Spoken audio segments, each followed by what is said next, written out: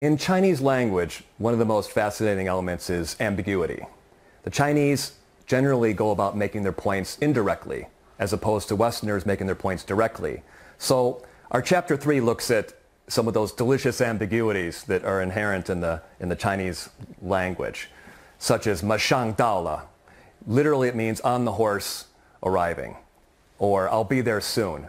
But in reality, what it often means is I'll be there in the near future. It could be 30 minutes away. It could be an hour away. So the 马上到了 has, in terms of its linguistics, it has this connotation of wild warriors on wild stallions riding on a windswept plain in this romantic from generations past in the Yuan dynasty.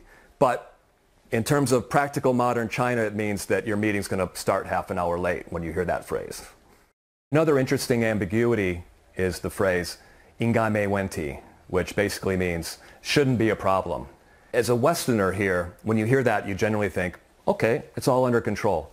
But the trick is how you hear the words 应该没问题. If it's a short, dismissive answer from somebody, you feel the confidence in their voice. 应该没问题.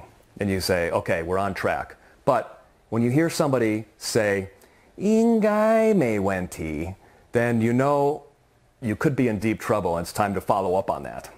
So that's a couple of examples of ambiguities. But what's interesting about the language also is the directness with it. It's a very direct language. There's no complex verb conjugations. There's no masculine and feminine. And there's so many elements of the language that are so direct and that make it extremely practical, so that when you're speaking it, you can always find a way to say something and get around a way that you may have forgotten. So as a student, and as living in China, it's actually extremely enjoyable to have that language as an asset, and it really enables you to get to know the people and communicate in a way that with translators you just could never do.